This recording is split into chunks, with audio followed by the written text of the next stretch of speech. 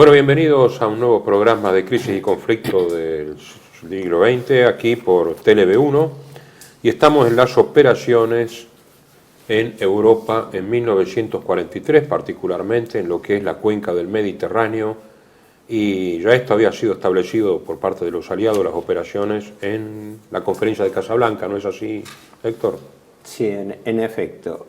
A ver, como cuadro recordatorio para los telespectadores, nosotros hemos llegado en programas anteriores al momento de la rendición del eje en el norte de África, en Túnez.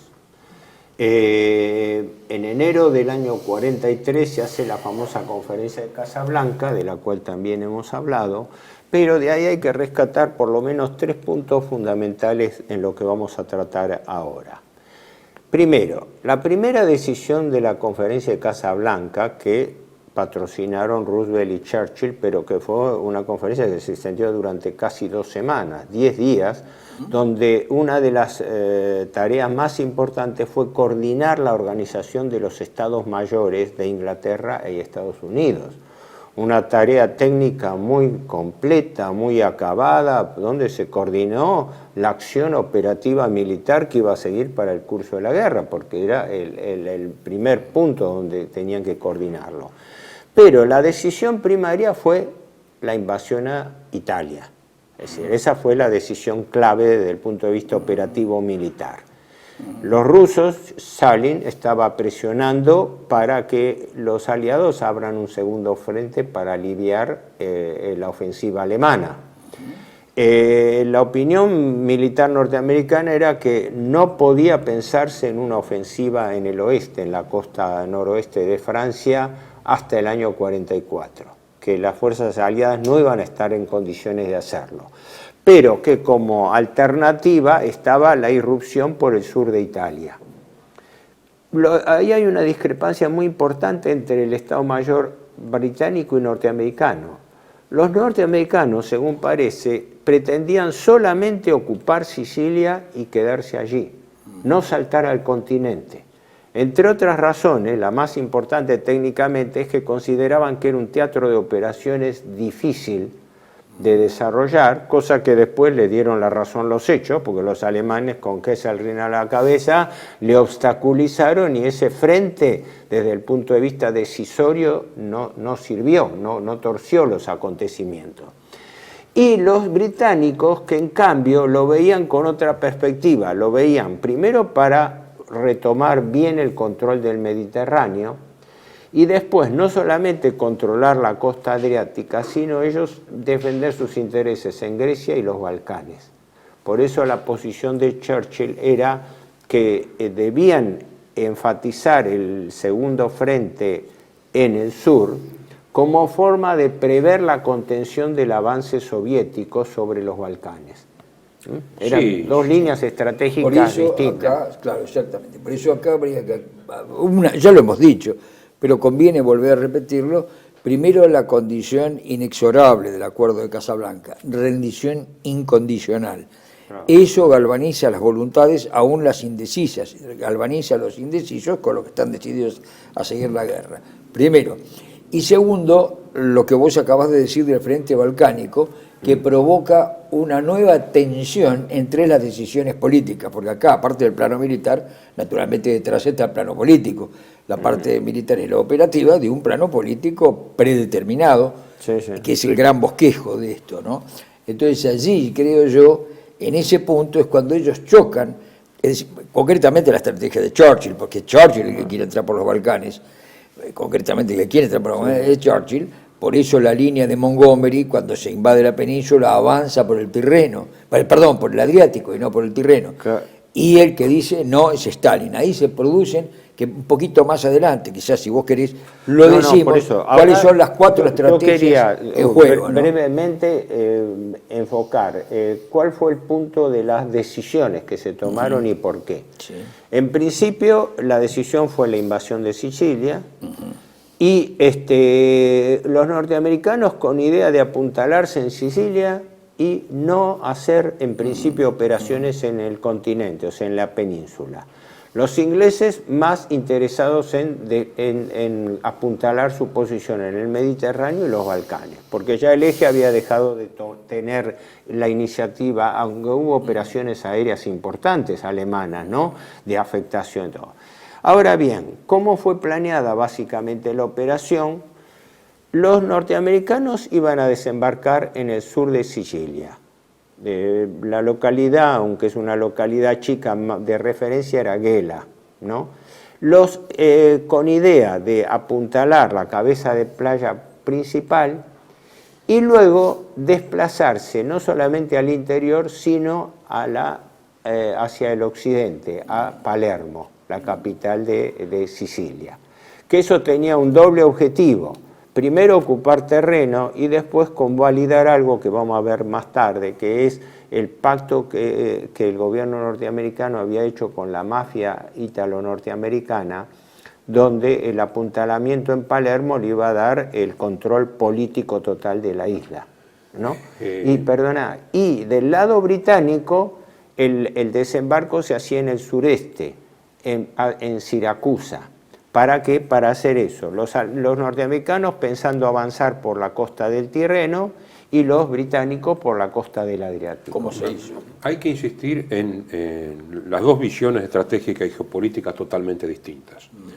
Churchill, envalentonado por su única victoria, después que los echaron de Creta, en el Alamein, tenía algo que ofrecer a la opinión pública británica, atacando al eslabón más débil y la potencia más débil del eje. Claro. Porque estratégicamente la derrota en el norte de África afectaba sobre todo a Italia, evidentemente. Sí. Obviamente. Es decir, el mapa lo dice. Era, digamos, una Cartago reforzada frente a Roma.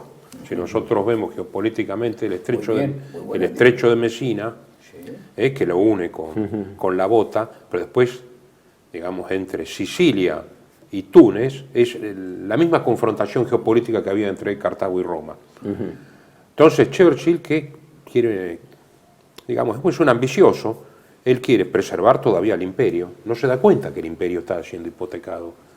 Él considera de que el árbitro de Europa tiene que ser él, y es obvio que desde el Mediterráneo, y presionar en los Balcanes, porque además intentaría una cuña, ya fantasioso, porque es una cuestión ya de fantasía, lograr una cuña entre Europa Oriental y Alemania y atajar de ese modo al rodillo soviético que después de Stalingrado se estaba revelando cada vez más poderoso. Por eso que vos decís es que ahí choca directamente con Stalin, porque Stalin percibe esto. Stalin ya sabemos que era hipersensible a todo esto porque se sentía como engañado, ¿no? Entonces, temía ser engañado en todo momento, era muy desconfiado, y cuando vio ese movimiento de Churchill, inmediatamente reaccionó. Pero eso lo percibieron 4 personas, no Roosevelt. Roosevelt no pensaba con su cerebro, pensaba con cerebro ajeno. Pero los otros 4, que eran Churchill, Mussolini, Stalin y Hitler, sí lo percibieron, y cada uno trataba de conseguir una estrategia que trabara este asunto. ¿Pero por qué? Sí. Para esto, ahí están las memorias, yo les llamo la historia de la Segunda Guerra de Churchill, son memorias en realidad. En las memorias, la correspondencia con Tito, el pase que se supo mucho después de la conducción de la resistencia en Yugoslavia, es decir, la conducción de Tito a manos británicas. Siguió siendo comunista, pero ya no miraba hacia Moscú, sino a Londres.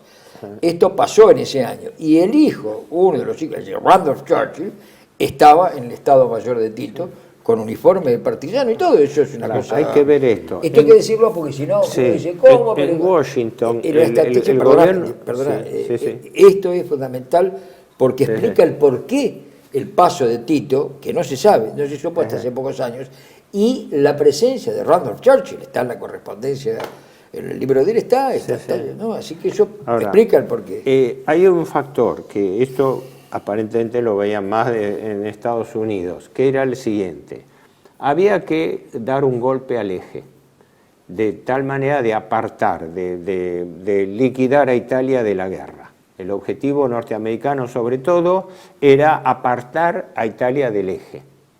Y pensaban que tomando Sicilia iba a ocurrir lo que realmente ocurrió, la caída de Mussolini. y de esa manera se desarticulaba el eje político y también militar del eje. Además, no nos olvidemos que en ese momento las tropas alemanas... Bueno, lo que vos ya estás diciendo es explícito, es evidente que buscaban eso, es absolutamente... Sí, pero y que no percibían ya las negociaciones secretas que habían empezado. Por eso, bueno, no, pero el tema no era solamente infligirle una nueva derrota a Italia, que ya venía de la pérdida del imperio, de la pérdida de lo que importaba era Tripolitania. no Italia. Era llegar a desarticular el eje, es decir, quedaba peleando básicamente a Alemania, ya no. Y abrirle un flanco tal que ahí cumpliesen con Stalin en aliviarle el peso del frente ruso, porque era la época en que los alemanes con Kurz estaban desarrollando la operación Ciudadela y que efectivamente Hitler tuvo que retirar fuerza del frente oriental de la operación Ciudadela para mandarla después a reforzar. La única consecuencia estratégica decisiva fue que Hitler tuvo que retirar divisiones de Rusia. ¿Por qué? Porque acá hay algo que está viciado de nulidad desde el principio, que los grandes estrategas de la Segunda Guerra Mundial lo han dicho, sobre todo en algunos últimos libros, como Atkinson, ¿no?, sobre la historia del ejército de Estados Unidos, ¿no? O Gil Gruber, el historiador alemán, y es que el objetivo de Churchill políticamente era correcto desde la visión de Gran Bretaña, pero militarmente era inviable. ¿Por qué? Nunca se invade un cono invertido desde el sur. Claro. Napoleón invade desde el norte, cuando la campaña por la Revolución Francesa, cuando la batalla de Magenta, la campaña de 1790, 92. Y Aníbal es el ejemplo más grande que pone en jaque a Roma cruzando los Alpes. Todo el que viene de abajo tiene que enfrentar los Apeninos, tiene que cruzar el canal de Mussina. ¿Y por qué crees que lo hacen? Ahí está la pregunta. ¿Por qué? Yo tengo una conjetura, después te la digo si querés, a ver si coincidimos. Yo creo que Churchill los arrastra en ese momento. Claro, pero ¿sabes por qué creo yo que? Mira, por una cuestión psicológica. Porque vos fijate que Inglaterra, toda vez que se ha metido en algún lugar del mundo a tratar de conquistarlo, ha ido por el sur, en la India, en Sudáfrica, en Gibraltar, acá en nuestro territorio, en las Malvinas, van por el sur, es muy curioso. Cuando quisieron venir al Río de la Plata, siempre es por el sur. Ellos se meten en el sur, se instalan y de ahí empiezan a corroer. Pero claro, esto es distinto, porque la agilidad de la batalla no es lo mismo que tomar una posición en Ciudad del Cabo y quedarse esperando a ver si lo pueden sitiar por hambre a los boers.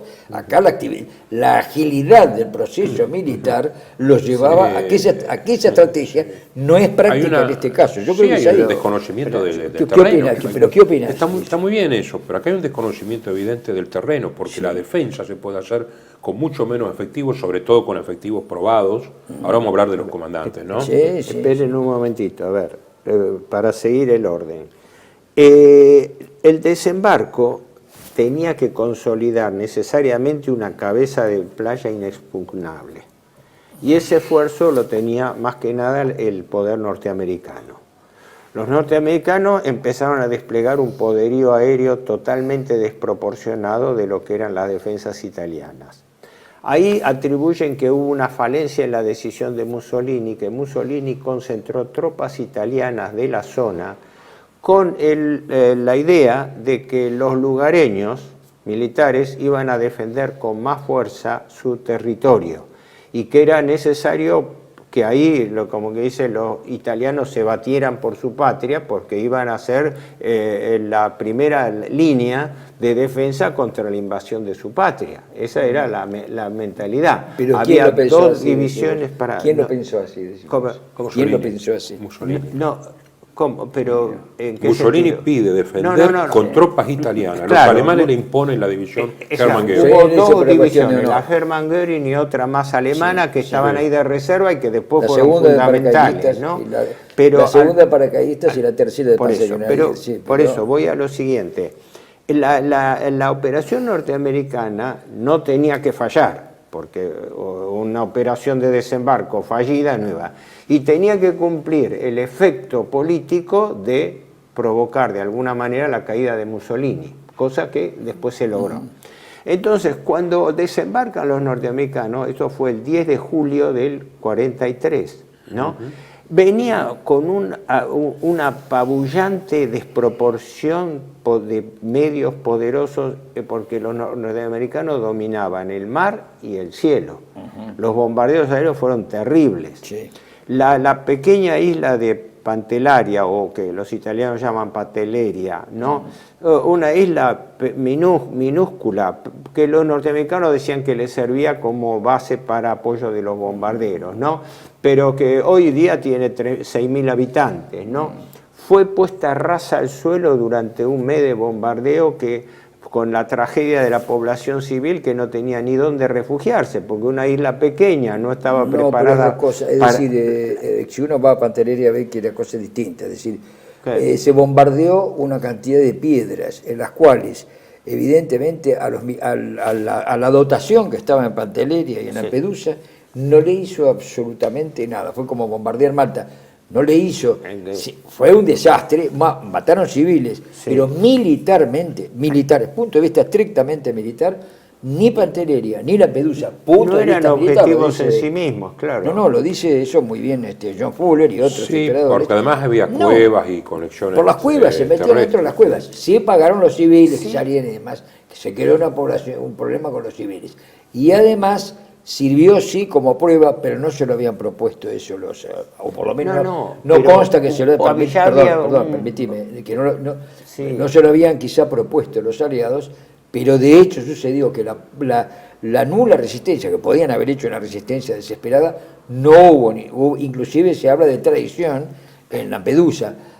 Hay algo de la parte de los italianos, y eso es lo que psicológicamente preparó el clima para la caída del gobierno Mussolini. Pero bueno, yo sin extenderme mucho en esto, lo que quiero decir es esto, que la abrumadora desproporción de poder aéreo y naval, con bombardeos terribles, tenían una finalidad también política, aterrorizar a la población, para que la población, frente al apabullante despliegue de tropas, quedase como que dice anonadada, aturdida. Por eso también pasó con las fuerzas italianas.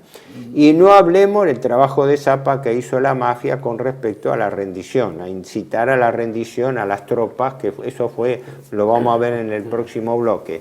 Pero yo lo que decía es, primero se atacó el archipiélago de las 3 islas, Lampedusa, son 3 isletas que hay allí antes. Una vez eso, ya como anticipo, el desembarco, en realidad los norteamericanos que tuvieron más resistencia se mantuvieron 5 días, hasta el día 15, entre el 10 y el 15, en una cabeza de playa de Gela, donde intervino, si no me equivoco, ya la división Hermann Göring, ¿no? Porque los italianos ofrecieron resistencia inicial, pero hubo luego una especie de derrumbe y repliegue, y entonces los norteamericanos consolidaron la cabeza de playa. Creo que al día 15, desembarcaron el 10, al día 15 ya estaban consolidando. Ese era el 7º ejército de Patton. Y el 8º ejército de Montgomery. Alexander.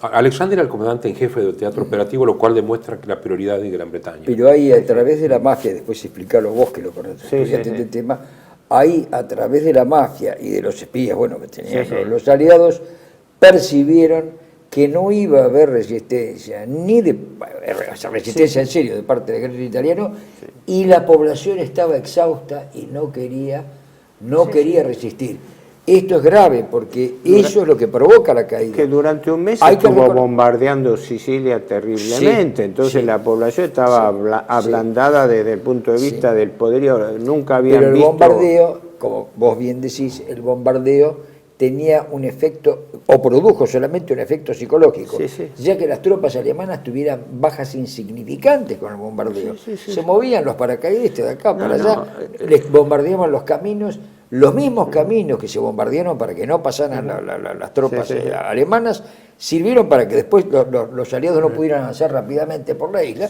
porque los alemanes pasaban por los valles por otro lado, con bajas mínimas, y ¿cómo se llama?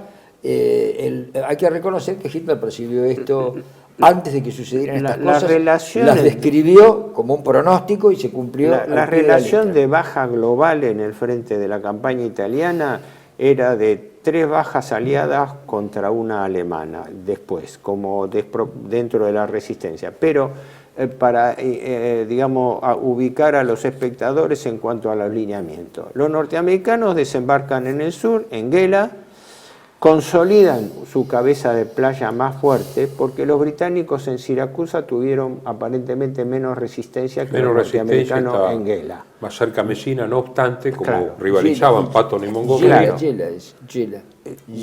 Gela. No es Gela se escribe, sería Gela en italiano. En italiano es Gela. Pero estuve ahí, conozco el lugar. Pero voy a esto. Ahí se establecen 2 direcciones.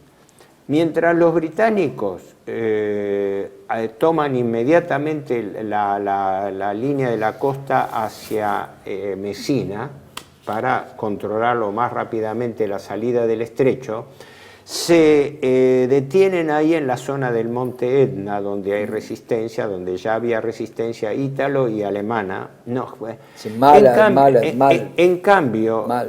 En cambio, los norteamericanos, en lugar de seguir también directamente a Messina, Patton desvía hacia el oeste para ocupar Palermo, ¿no?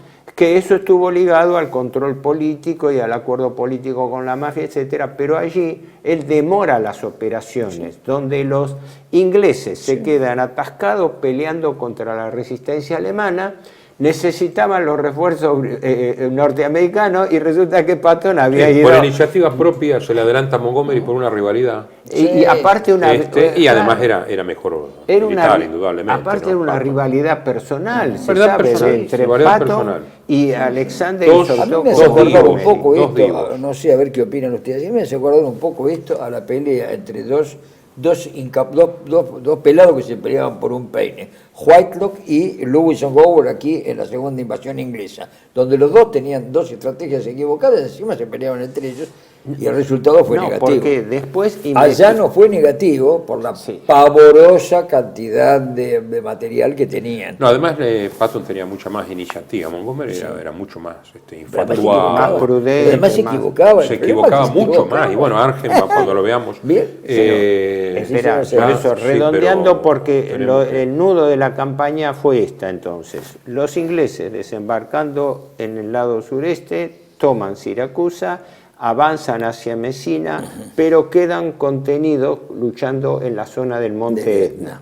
Necesitaban el apoyo norteamericano, pero los norteamericanos, después que consolidan su cabeza de playa, en lugar de ir hacia el norte directamente, se desvían hacia el oeste, hacia Palermo. Una vez que lo tomé todo ahí, se perdieron varios días preciosos donde los ingleses estaban aguantando el frente en el Etna. Y de allí entonces, recién ahí desvían. Con esos días se pudo completar el repliegue ítalo-alemán cruzando el estrecho de Messina. Cruzaron 100.000 hombres y 10.000 vehículos. Se le escaparon todas las tropas de resistencia. Y eso, con esto terminamos por el tiempo, se debe a la magnífica disposición que hace no recuerdo cuál, un capitán de Luftwaffe, de la defensa antiaérea del estrecho. No pudieron destruir las embarcaciones que cruzaban. Sí, fue presentado, está bien, por la propaganda del eje, como una victoria ese repliegue. Y frustró la considerado una victoria porque, no hubo rendición. porque salvan las unidades. Bueno, continuamos enseguida. Sí.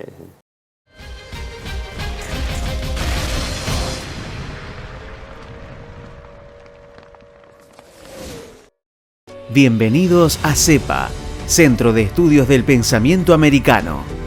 Nuevo sitio web de cursos de formación en política, filosofía, historia, literatura, geopolítica, religión, psicología y más. Cursos de formación que reflejan el verdadero pensamiento americano. Lo invitamos a elegir el curso de su agrado ingresando en www.cepa.la.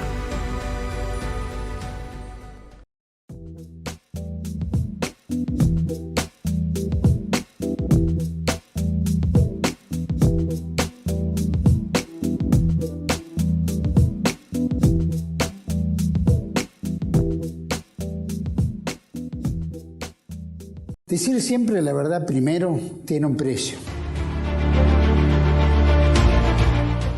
Pero todos los días, en cada programa, en cada reportaje, en cada esclarecimiento, descubrimos que decir la verdad vale la pena.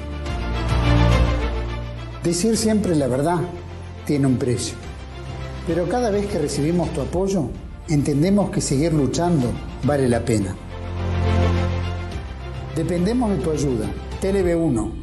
Toda la verdad primero.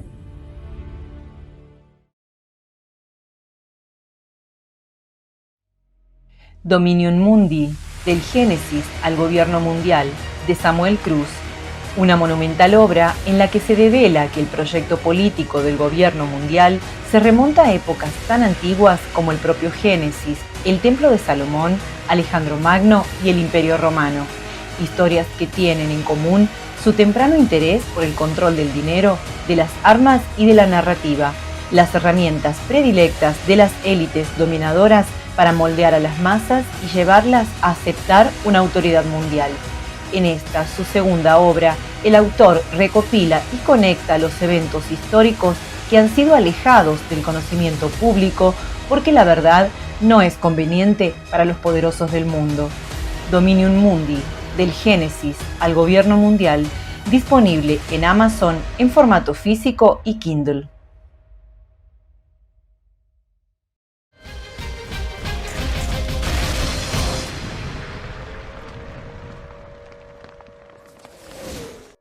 Bueno, continuamos entonces, y hay otro actor muy importante en Sicilia, ¿verdad? Exacto. Acá hay un capítulo que en realidad ahora no se puede decir un capítulo secreto porque hay bastante documentación al respecto, pero hay un capítulo que pocas veces se toca.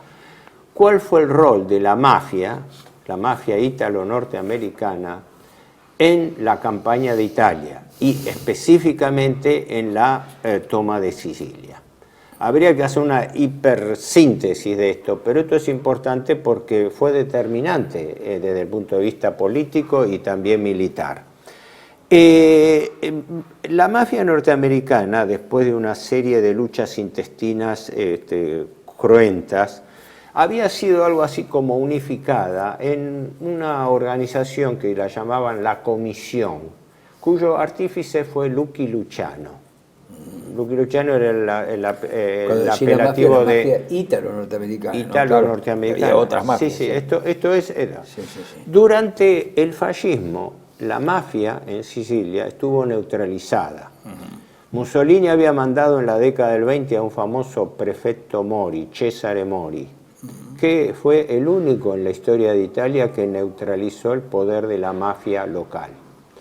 Habría mucho para hablar de eso, pero se sabe que la mafia surgió y es sostenida por los grandes señores feudales que tenían su policía propia. Esa policía propia fue la que después constituyó las organizaciones mafiosas que a su vez se dividían en clanes.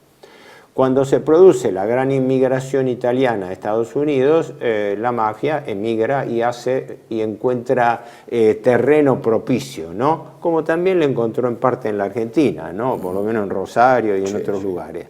Pero, ¿qué ocurre? La mafia estaba dividida en clanes que incluso luchaban entre sí.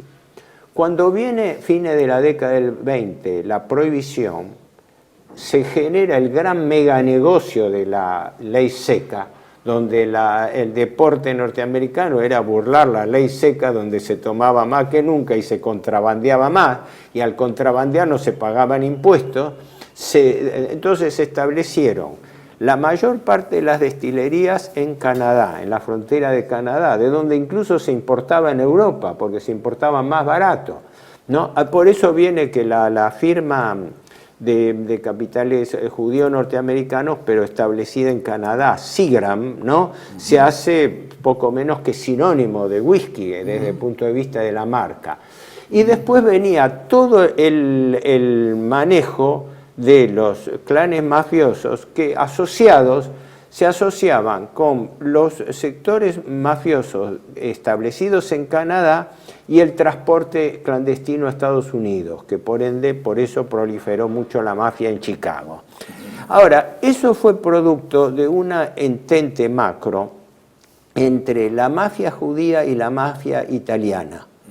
en ese momento más enfrentada con la mafia irlandesa, ¿no? Si bien la mafia irlandesa tenía sus reductos, ¿no? El padre de Kennedy, Joseph Kennedy, se sabe que debió gran parte de su fortuna al negocio de la prohibición de la ley seca.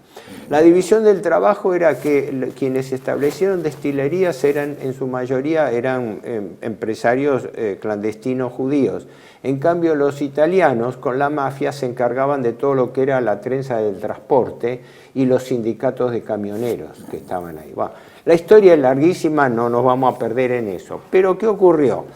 Con todas esas luchas intestinas donde fueron a su vez, hubo una guerra de los Castellamaresi, que era una familia poderosa que dirigía un ítalo norteamericano, Maranzano, ¿no? Se van nucleando y aparece allí este famoso Lucky Luciano, que es el que, a través de ir desplazando y matando a sus propios ex jefes, ¿no? Él mata a Anastasia y después lo mata a Maranzano y queda él con el negocio. Y con eso regula por primera vez el pacto entre las 5 familias mafiosas italianas de Nueva York. Y sobre esa base se crea la llamada comisión, que era la confederación de 26 clanes mafiosos de los Estados Unidos. Entonces estaba el clan de Atlantic City, etc. Luciano, el imperio de él era fundamentalmente las redes de prostitución y la entonces naciente negocio organizado de la heroína, que tenían relación entre sí, porque las prostitutas a su vez distribuían la heroína. Así que fue el primero. Y Luciano es el que establece por primera vez la alianza entre la mafia italiana centralizada, federada, y la mafia judía, que en ese momento estaba controlada por Meyer Lansky. Famoso Lansky. El famoso Meyer Lansky, y también un segundo de Lansky, que era independiente, que era Bugsy Siegel, que después se hace famoso por Las Vegas, ¿no? Por Las Vegas, por el Hotel Flamingo. Ahora, ¿qué ocurre? La alianza entre Luciano y Meyer Lansky duró hasta la muerte de ambos, después de la guerra, porque ambos sobrevivieron y ambos fueron hasta cierto punto reconocidos por sus servicios por el gobierno norteamericano. Entonces, toda esta alianza tuvo una larga lucha durante la década del 30 porque Luciano era perseguido, como lo fue Al Capone, buscándole todo tipo de delitos periféricos, como Al Capone, que lo terminaron poniendo preso por evasión de impuestos. En el caso de Luciano, utilizaron unas 9, 10 prostitutas que empezaron a denunciarlo, y sobre todo, no solamente denuncia por prostitución, sino por tráfico de heroína, que en ese momento era la droga imperante, ¿no? La cuestión es que hubo un famoso fiscal norteamericano, Thomas Dewey, que después fue gobernador del estado de Nueva York, que él con su grupo jurídico lo fue persiguiendo a Luciano, como había pasado con Al Capone en Chicago, hasta que lo puso preso, lo condenó a prisión, que por la cantidad de cargos que se iban descubriendo, Luciano tenía condenas entre 30 y 40 años de prisión. Y desde el año 1936 estaba preso. Fue pasado por razones de seguridad a distintas cárceles norteamericanas.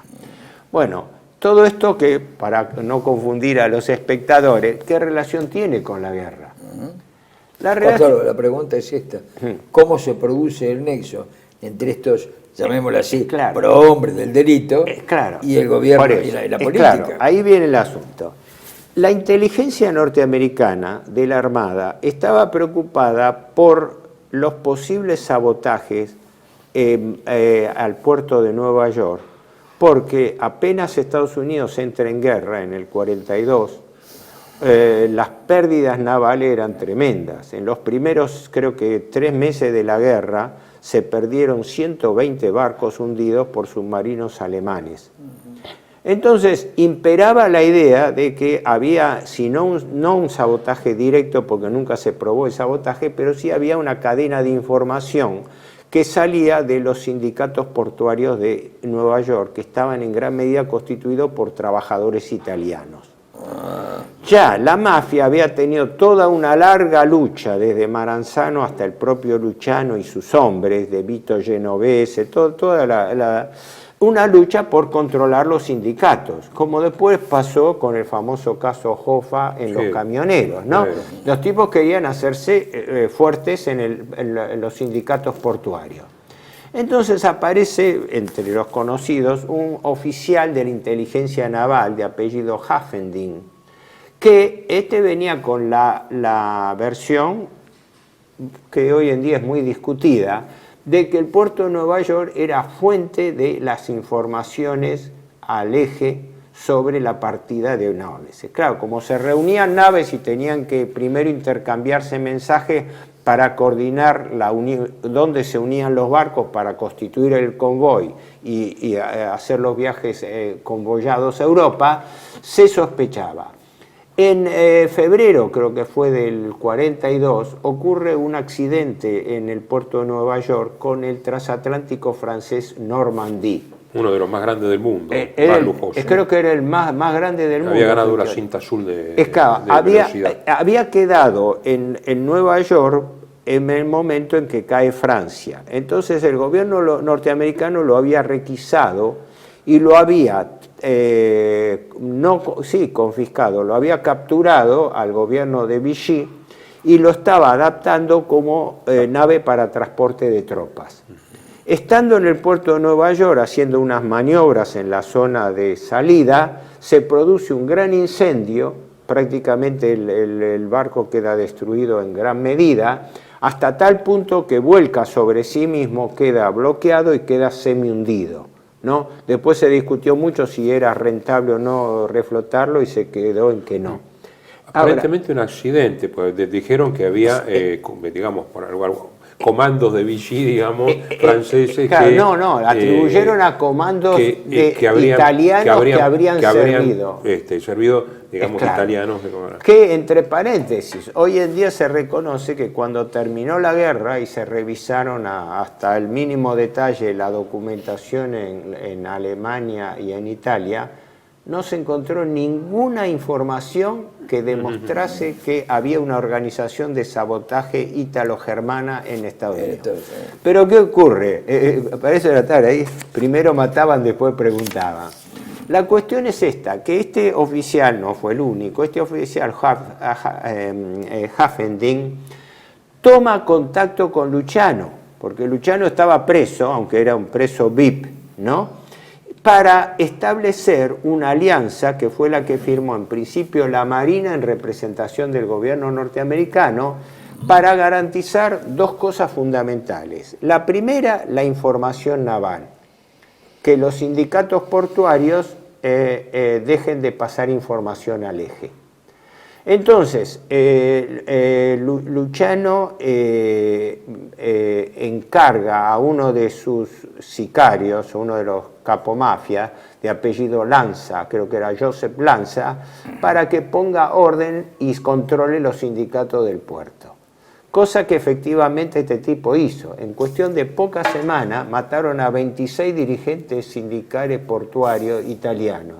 Los cadáveres aparecían boca abajo en un tacho de basura, o sea, no había ninguna duda de que no habían muerto accidentalmente, ¿no? Pues eran mensajes y todo. El que una vez habíamos hablado muchísimo sobre este tema y sabía también mucho era Pablo Bollo, porque Pablo Bollo lo tomaba también del general el general que vino acá muchas veces, que era del... Ahora se me escapó el nombre, pero vuelvo al tema. Entonces la Marina norteamericana llega a un acuerdo con Luciano para que Luciano ponga la mafia al servicio de los intereses militares norteamericanos y a la vez mueva sus contactos en Italia para que el futuro desembarco que estaban planeando se allanase con el apoyo de la mafia que había sido neutralizada por Mussolini para facilitar el desembarco aliado. El nexo de Luciano,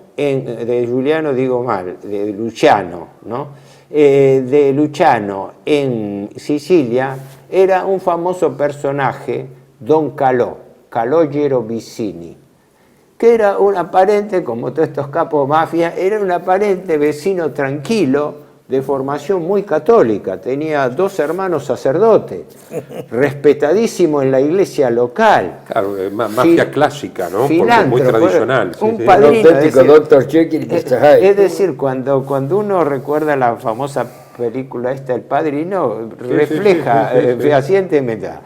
Este hombre, Calogero Vicini, tiene la tarea previa de ir visitando a los distintos capomafia de los países, de las localidades, de los pueblos de Italia, para difundir la campaña de rendición de los soldados.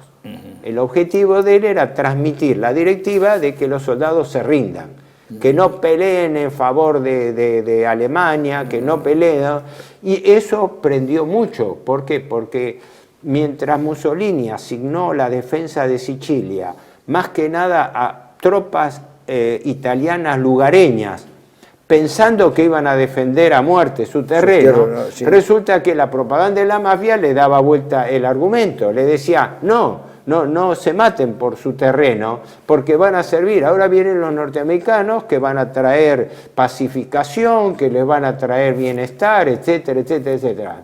Y ahí se dice, bueno, estoy haciendo una hipersíntesis, ¿no? Pero esa fue la base del acuerdo. Tanto es así que el famoso desvío que hablábamos en el bloque anterior de Patton a Palermo tuvo esa finalidad política. Porque no sé si ustedes han leído también la leyenda, la versión del famoso pañuelo de Patton. Patton, cuando desembarca, lleva al cuello un pañuelo que no sé si era amarillo o rojo, creo que era amarillo. Ese pañuelo amarillo era la contraseña que tenía que transmitir a los capos mafia de que Estados Unidos había llegado a un acuerdo con la mafia.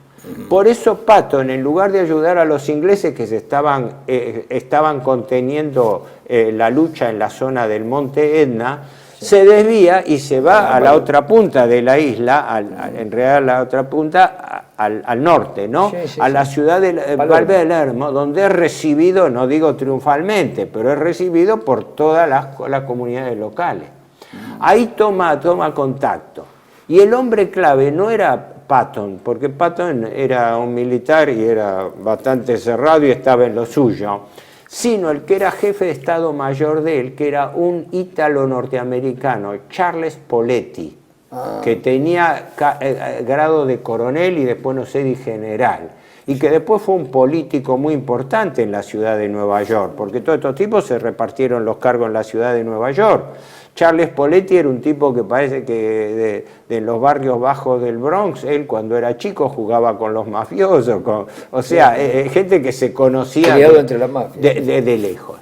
Entonces, dada la alianza de Luciano con Meyer Lansky, la mafia judeo-norteamericana, el tema, la carta de negociación, ¿qué fue?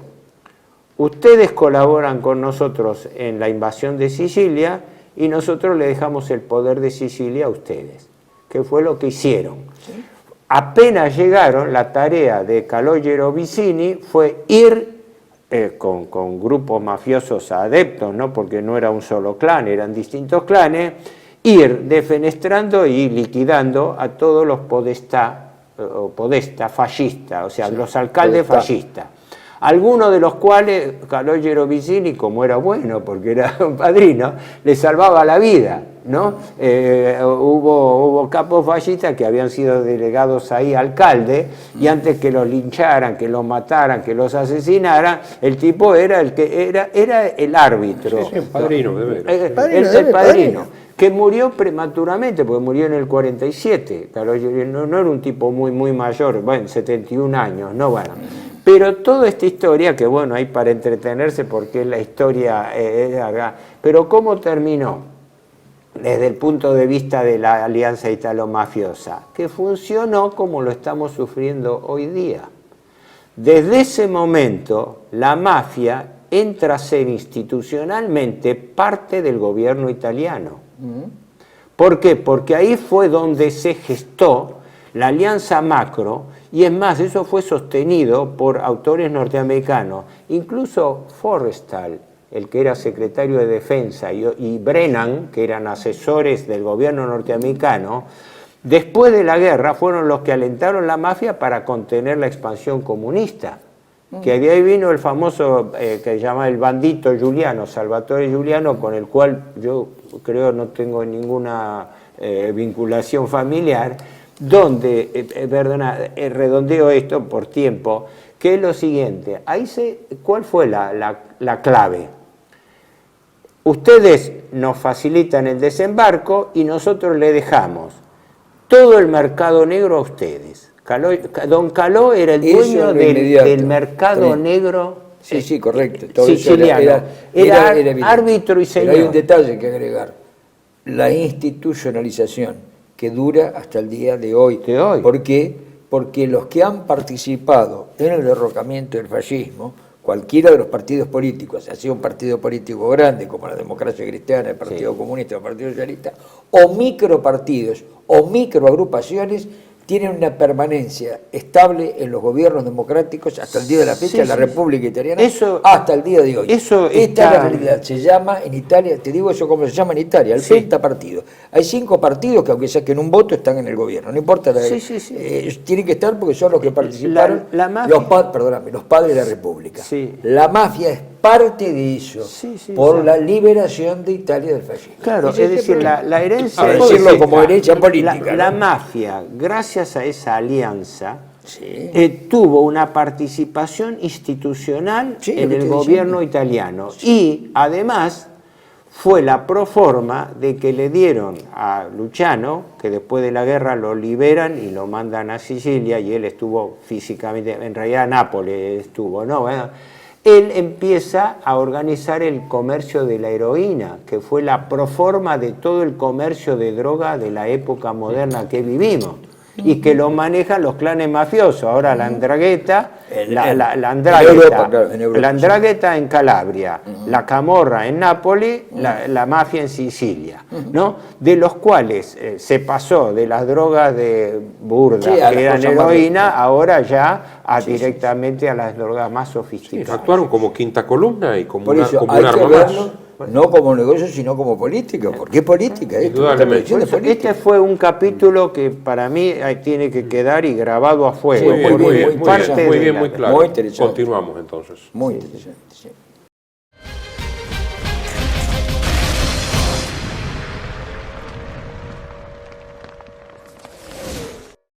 Bienvenidos a CEPA, Centro de Estudios del Pensamiento Americano. Nuevo sitio web de cursos de formación en política, filosofía, historia, literatura, geopolítica, religión, psicología y más. Cursos de formación que reflejan el verdadero pensamiento americano.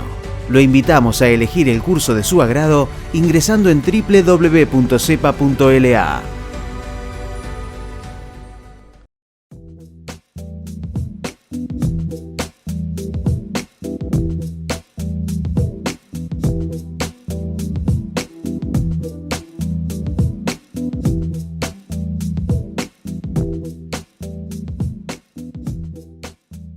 Decir siempre la verdad primero tiene un precio. Pero todos los días, en cada programa, en cada reportaje, en cada esclarecimiento, descubrimos que decir la verdad vale la pena. Decir siempre la verdad tiene un precio. Pero cada vez que recibimos tu apoyo, entendemos que seguir luchando vale la pena. Dependemos de tu ayuda. TLV1. Toda la verdad primero.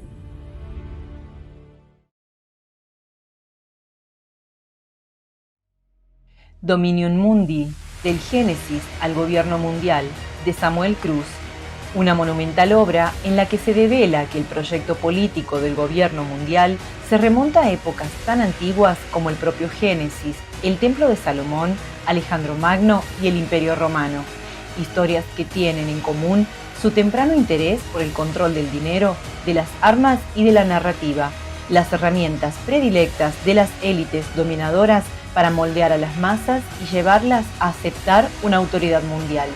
En esta, su segunda obra, el autor recopila y conecta los eventos históricos que han sido alejados del conocimiento público porque la verdad no es conveniente para los poderosos del mundo. Dominium Mundi, del Génesis al Gobierno Mundial, disponible en Amazon en formato físico y Kindle.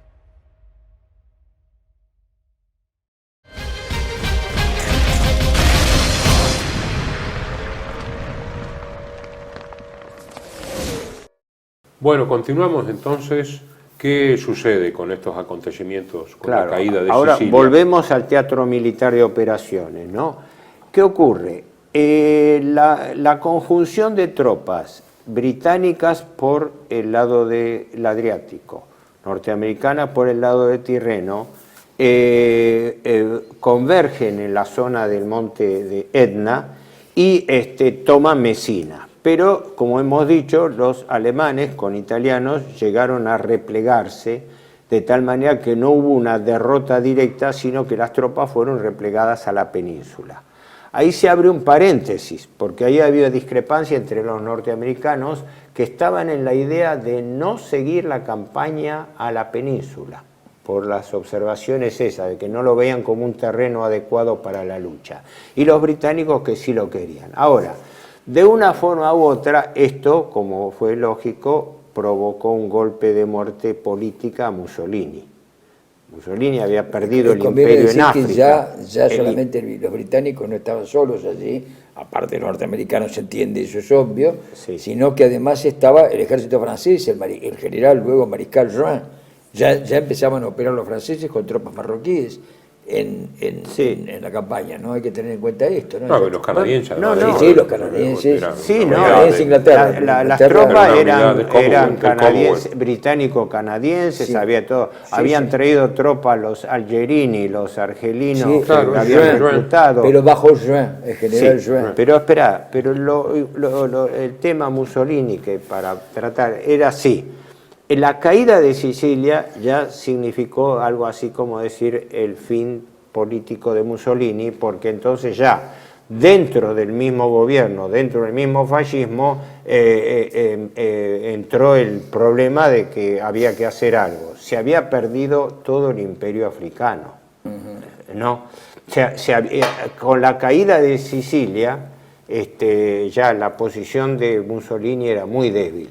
Y ahí empieza la intriga de Dino Grandi. Sí, pero hay que considerar también la situación de la población italiana. Mercado negro, privaciones, y empezaban los bombardeos sobre la península. Sí, Eso, que se habla mucho de los bombardeos sobre Alemania, sobre Japón, sobre la Unión Soviética, y se habla poco de los bombardeos sobre Italia, que fueron terribles. Sí. Los que hemos estado en Italia no es lo mismo, pero en las ciudades grandes, con el pretexto de atacar los nudos de comunicaciones, obras de arte, de todo, ¿no? Eran destruidas. El 17 de agosto termina la campaña de Sicilia y el repliegue de los 100.000 ítalos germanos y 10.000 vehículos. La Luftwaffe todavía estaba muy operativa, había bombardeado Biserta antes de la invasión a Sicilia, había atacado muchos barcos menores, porque ahí está lleno de barcos de dragamina, que después van a tener gran actuación en la campaña de Salerno, porque estaba todo minado por minas italianas y alemanas, la famosa mina italiana Casabobo de media tonelada, que agarraba una corbeta y la pulverizaba. Si destruía un destructor o un crucero, imagínense. Entonces había una defensa, pero interiormente la capacidad y la voluntad de resistencia estaba totalmente minada. El general Ambrosio, que era el equivalente, digamos, de King, o de, digamos, en Estados Unidos, o de Alan Brooke, que se habla muy poco de él, era el verdadero comandante en jefe inglés, el mariscal Alan Brooke, un hombre muy capaz, y que dejaba hacer, pero que daba las directivas generales de Churchill. Ambrosio le dice al duque, bueno, esto está perdido, hay que pedir el armisticio. Digamos, se hablaba de armisticio. Hay que romper la alianza con Alemania, dicen en principio. En 15 días hay que romper la alianza con Alemania. Entonces dice, Mussolini hay que tener una entrevista urgente con Hitler y pedirle refuerzos. Hitler se adelanta Cuando va a mandar el mensaje, Hitler lo llama, dice, ¿dónde nos reunimos? En Feltre. En Feltre, en la quinta de un capo fascista. Exactamente, todavía está ese lugar y está el cuarto, bueno, estaba, bueno, En la zona, años, ¿no? perdón, eso es en el norte. Sí, cerca de Treviso. Sí, así bajaban los dos, digamos, un lugar más o menos intermedio. Provincia de Treviso. En la entrevista de Feltre, Hitler, que ya sabía que estaban las negociaciones de parte de la corona italiana y del Estado Mayor del Ejército Italiano con los aliados a través de la Gestapo, que informaban a Himmler y Himmler informaba a Hitler directamente. Bueno, a Mussolini le dice, bueno, esto es un desastre, se están complotando, se han comportado mal, etc. Mussolini está totalmente apático, no responde nada. Y después del almuerzo, la entrevista tenía que durar 3 días, esto es el 19 de julio, después del almuerzo Mussolini regresa, no está en condiciones anímicas de continuar. Hitler se asusta prácticamente de verlo, tan distinto de como lo había visto en otras situaciones, a pesar de que siempre hablaba Hitler y Mussolini escuchaba, que entendía bastante bien en alemán. Vuelve la comitiva, que está Ambrosio y otros generales italianos, no está Goering, no está Ribbentrop, hay generalato alemán, prueba de que tenían que encontrar alguna solución militar a la situación, y Mussolini vuelve piloteando su avión personal. Cuando vuelve, es increíble lo que ocurre, ve el bombardeo de Roma, los incendios. Aquí, Sí, Roma fue bombardeada varias veces y justamente el es muy Papa interesante. Pacelli había hecho una exhortación Sí, Aquí cuando dice- bombardeo San Lorenzo, yo cuando bombardeo San Lorenzo, sí. Operación Cross Point, planificada del comando aliado en ocasión... Perdón, en la reunión de Feltre se produce el bombardeo Claro. de San Lorenzo. Ahí fue que estaban reunidos en Feltre en ese momento. Decían los aliados que una incursión sobre Roma aceleraría la caída del régimen fascista y la salida de Italia del conflicto. Los preparativos fueron largos y complicados. Los ingleses eran los más desprejuiciados.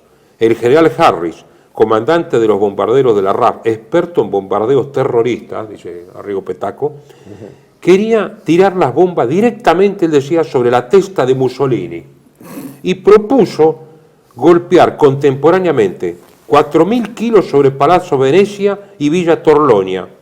En modo de centrarlo, ¿no? Dice, mis pilotos están en grado de golpear el objetivo como si trabajasen con un bisturí, cosa que es mentira. Los ingleses tenían que bombardear de noche, porque de día los hacían, digamos, Lancaster no era un bombardero capaz de defenderse como el B-17, pero además eso de la precisión era mentira. Eisenhower no apoyó el proyecto. Si Mussolini muere bajo nuestras bombas, lo hacemos un héroe. Con la excusa de que el bombardeo debería ser hecho de día y que los pilotos norteamericanos eran los más expertos que los colegas ingleses en incursiones diurnas, la operación se le tiene que dar a la aeronáutica norteamericana.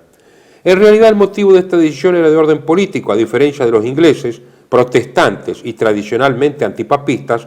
Eisenhower tenía en cuenta millones de electores norteamericanos de religión católica. El propio Roosevelt, que aprobó la operación, superando cualquier cosa de perplejidad, recomendó la máxima cautela. No vayamos a pasar a la historia como los nuevos cerdos, ¿no? Había dicho. Y así en el comando aliado fue preparado como una delicada operación quirúrgica. Las formaciones de B-17 decoraron de África a las 7 de la mañana del lunes 19 de julio del 43, el día de la entrevista de Feltre, 500, una nube de acero que oscurecía el sol. Nunca en toda la guerra una incursión fue preparada con tanta cronométrica precisión. Sin embargo, las mayores devastaciones no fueron solamente en las estaciones, sino en el famoso barrio de San Lorenzo. Sí. Casas enteras fueron pulverizadas y las víctimas fueron 3.000. San Lorenzo y Trastevere, porque Trastevere era cuartier popular, barrio popular. Por eso es que, y en la Garbatella, son los lugares, estaban seleccionados los lugares que había que bombardear. Ahora, los barrios populares y el tema religioso. Iba Clark Gable, dice, entre los aviadores. Bueno, perdona, volvamos un poco al tema del Gran Fallo. ¿Qué ocurre? Efectivamente, a ese punto, una vez producida la caída de Sicilia, ya la situación dentro del propio gobierno italiano tuvo divisiones y dentro de la misma jerarquía fascista. Algo había que hacer. Y evidentemente Mussolini, no es que entró en una depresión, pero Mussolini decayó, claro, perdió su poder político desde el punto de vista de controlar la situación. Ahora, había dos líneas, por llamarlo de alguna manera, no es formal esto, ¿no? Por un lado estaban aquellos fieles fascistas que veían que había que hacer algo. Por otro eran los antifascistas que estaban relacionados con la nobleza italiana, que nunca le fue afecta a Mussolini, con el mariscal Badoglio, con el rey Vittorio Manuel III auspiciándolo. Me voy a señalar una cosa, perdón. La nobleza estaba dividida, no todo estaba... El príncipe borghese era el comandante. Pero ya sé, pero digo, la nobleza tradicional, la alta nobleza italiana ligada a la cosa, no era fácil. Estaba la masónica, había dos tipos de nobleza. Sí. La nobleza que estaba ligada a la Casa de Saboya, que tenía un vínculo fuerte con Inglaterra, y la antiquísima nobleza romana, entre las cuales estaba la nobleza negra, se le llama nobleza negra a la nobleza americana, vaticana, los príncipes de Colonna, Borghese y todo eso, que ellos no eran Saboya. Hay que distinguir. La Casa de Saboya era la que quería sacar a Mussolini. Y con eso la masonería, con Badoglio a la cabeza, que estaba allí ya en la idea del derrocamiento de Mussolini, del fascismo y la toma de partido contra Alemania. Por eso la primera actitud que se toma es que ante los requerimientos, Badoglio, una vez que lo sustituye en esta reunión que vamos a hablar ahora, si hacemos tiempo, Badoglio promete falsamente de que Italia no estaba negociando por separado una paz con Estados Unidos cuando lo estaba haciendo. Ahora, hay que reconocer que Hitler lo tenía con la absoluta claridad cuando dice directamente, si viene Badoglio, tenemos el enemigo ahí adentro. Esto viene así, ya van a ver qué sucede. Déjame llegar a lo principal. ¿Qué pasa? En Italia el poder de Mussolini era dictatorial. Pero existía el Concilio del Gran Fascio, el Gran Consejo Fascista, que integraban unas 25 o 28 personas y que era bastante heterogéneo por lo que yo leí, porque por un lado había jefes fascistas, pero por otro lado había ministros de gobierno, había juristas, había juristas, había representantes también, de la academia, de la agricultura, Bueno. Claro, era como en otros lugares hay un consejo de Estado. Un consejo de Estado. En Japón después había pasado lo mismo, pero nunca se había reunido 2 o 3 veces. El gran consejo fascista era un consejo de Estado. Era un consejo el consejo de Estado, pero que se había reunido con que tenía en cuenta también la cefalía, se moría el jefe del gobierno, pero formalmente tenía el poder final, como diciendo del Parlamento. Y ahí es donde Dino Grandi, que era un jefe fascista, él no tenía un cargo formal, no sé si era... seguía siendo ministro de corporaciones, lo habían vuelto a poner. Ministro de Corporaciones. Había sido embajador en Inglaterra, tenía muchos contactos en Inglaterra. Exacto, ese fue un factor. Porque primero había una reunión antes de la reunión del Gran Consejo, que es la reunión de Ambrosio, que contaba directamente, que era el comandante en jefe de la Fuerza Armada Italiana, con el conde de Acquarone, que era masón. Además lo dice. No, el duque era el duque de Acquarone. Lo dice Bianchi, ¿no? Crollo de un régimen. Caviglia, que era el viejo mariscal masónico más importante, y Badoglio, que era masónico también y que estaba envenenado porque lo habían destituido en la mala campaña de Grecia. Entonces se reunieron, una reunión de resentidos, por así decirlo. Tenía además el antecedente Puleto de Caporetto, porque Badoglio venía juntando contra Mediato desde hace tiempo. A se reúne y dice, hay que pedirle a Mussolini que renuncie. Y Grandi entonces le pide a Mussolini, va a verlo a Mussolini. Mussolini ambiguamente dice, vamos a ver si también para ganar tiempo. Todos querían ganar tiempo. Dice, le ahorramos, Duce, una humillación si usted renuncia antes de la reunión del Gran Consejo, porque la mano del Gran Consejo viene así. Sí. Había tres propuestas. ¿No? La minuta, digamos, de Grandi era la más terrible. Sí. El voto de desconfianza. Claro, era el voto de desconfianza. quitarle el voto de confianza que siempre tenía Claro. Mussolini, que es de posición de Mussolini. El rey, por artículo 5 del Estatuto de Gobierno, tenía la facultad de ser, además de comandante de las Fuerzas De nombrar Armadas, primer ministro. nombrar primer ministro, claro, y ser el ejecutivo. Porque las leyes archifascistas de 1925, cuando después del asesinato de Matteotti por unos escuadristi, que justamente Balbo le dice a Mussolini que tiene que poner las leyes de Balbo, y Grandi lo apoya. Sí. Dice, con usted ducha la cabeza, con su cabeza adelante, así directamente, y Mussolini pone las leyes archifascistas, hacían que fuera consultivo el Gran Consejo, pero no decisorio. Claro. Pero el rey, digamos, se le sugería lo que tenía que hacer, porque seguía siendo, digamos, la personalidad de Mussolini la había opacado al rey en todo este tiempo. Volver al rey era volver a las leyes previas al fascismo y al orden institucional previo al fascismo. Además, Dino Grandi pensaba directamente romper y atacar a los alemanes. La otra propuesta era la de Scorza, Carlos Scorza, que era el secretario del PNF, del Partido Nacional Fascista, que vivió acá en Buenos Aires, que decía, hay que hacer todo, pero no al rey darle el poder, sino al Partido Nacional Fascista. Claro, que fuese un golpe de mano dentro del partido fascista y no... Y estaba la propuesta de Farinacci, que era directamente deponer al rey, si Mussolini se oponía, deponer a Mussolini y poner un gobierno militar aliado de Alemania. Es más, la reunión se hace a las 5 de la tarde del 24 de julio. Y termina... a las 3 de la mañana. Por eso es el 25 de julio. El 25 de julio la caída, termina a las 3, 4 de la mañana y gana la moción de Grandi porque Mussolini dice que ni se vote las otras. Farinacci se retira y no vota. En disidencia. Y los votos son 19 a favor, Grandi, Bottai, Federsoni, todos grandes nombres, ¿no? Ciano, el yerno. De Vecchi, viejo cuadrumbiro, Marsico, Albini, Acerbo, grandes juristas, Alfieri, que había sido embajador, Marinelli, Pareschi, De Bono, también cuadrumbiro, Rosoni, Bastianini, que era secretario de Estado, Binardi, De Stefane, Gotardi, Valella y Cianetti. Cianetti luego se retracta.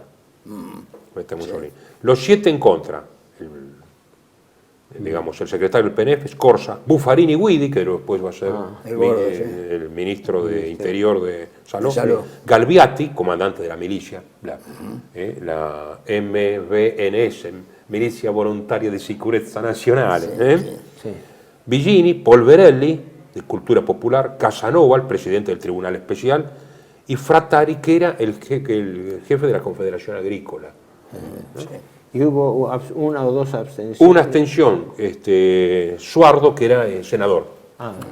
Mussolini acepta y inmediatamente lo mandan a llamar. Él va, se reúne con el embajador japonés, Hidaka, y le dice a Hidaka, por favor, dígale a Toyo que le diga a Hitler que tiene que hacer una reunión con Stalin, porque aquí la situación es insostenible.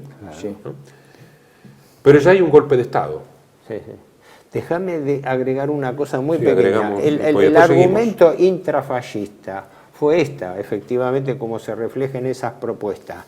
No era derrocar y defenestrar a Mussolini para que no existiera más. Intrafascista, ¿no? ¿Cómo? El intrafascista, no. Claro. Pero no, por eso, no fue una rebelión fascista contra Mussolini, sino fue una idea táctica, sí fue vendida por Dino Grandi, para evitar la tragedia que iba a ser la lucha en Italia si los norteamericanos seguían avanzando por la península, iban a transformar Italia, como desgraciadamente ocurrió, en un teatro de batalla, porque los alemanes estaban tomando la resistencia que no estaban tomando los italianos después de haberse rendido en gran medida en el sur. Ese era el factor clave. Es decir, pero Grandi además propiciaba el ataque a los alemanes.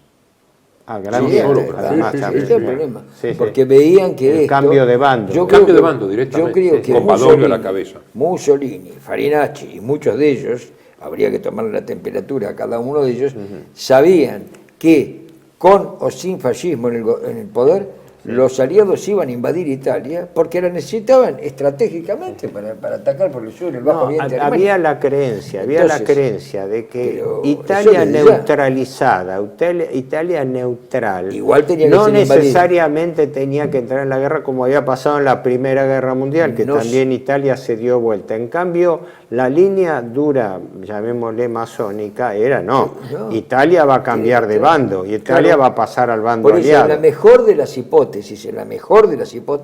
tenía que ser invadida por una cuestión táctico-estratégica. Entonces eso es la mejor de las hipótesis. En la peor de las hipótesis, tenía que someterse primero y luego aliarse contra Alemania. Esto está claro.